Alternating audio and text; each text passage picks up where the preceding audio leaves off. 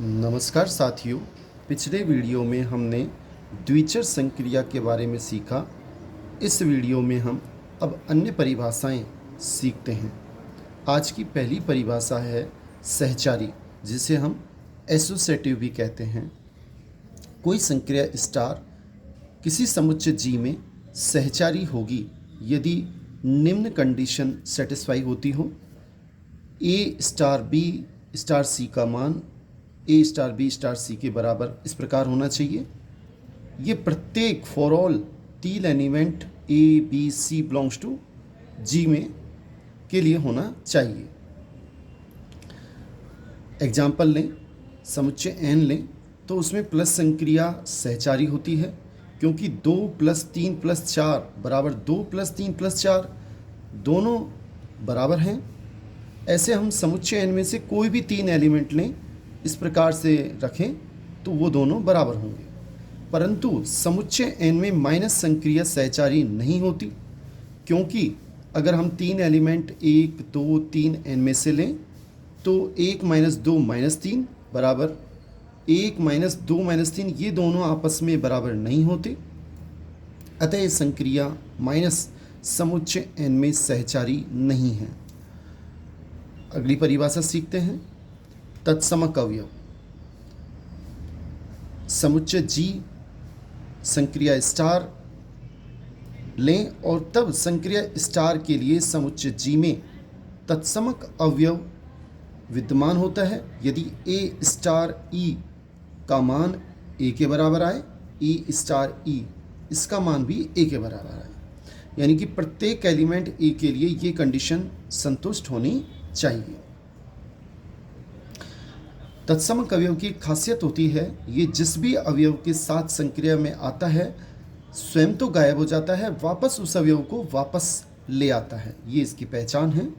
Example के लिए समुच्चय जेड लें हैं, पूर्णांक संख्याओं का समुच्चय, संक्रिया प्लस लें तो अवयव 10 जैसे मैंने लिया, उसमें क्या जोड़ें कि वापस 10 आ जाए।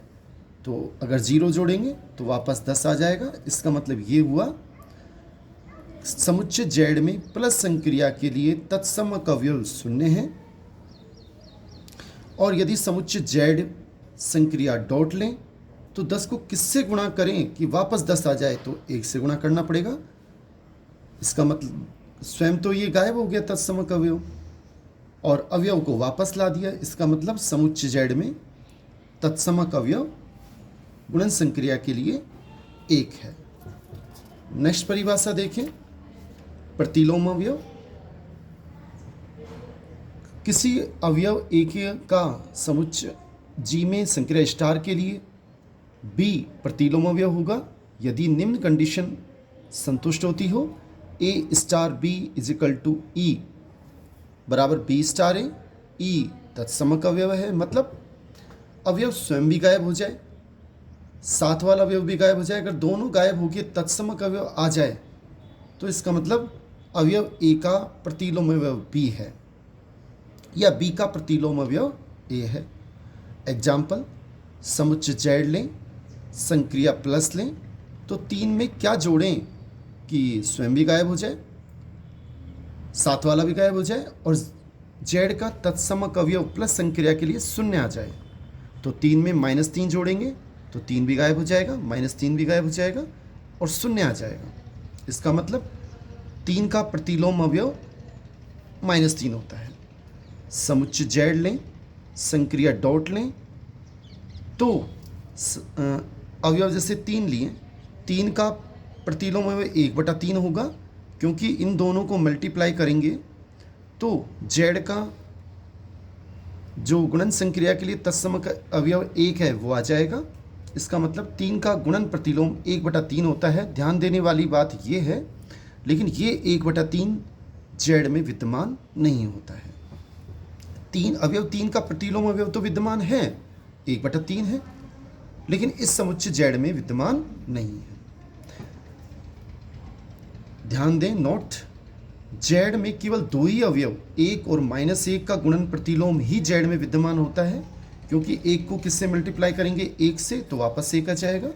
इसका मतलब 1 का प्रतिलोम 1 होता है जो कि जेड में होता है। -1 का प्रतिलोम -1 होता है, वो भी जेड में होता है। -1 को -1 से मल्टीप्लाई करेंगे तो भी 1 आएगा। मेरे ख्याल से आप ये तीनों चारों परिभाषाएं सीख गए होंगे। बहुत बहुत धन्यवाद।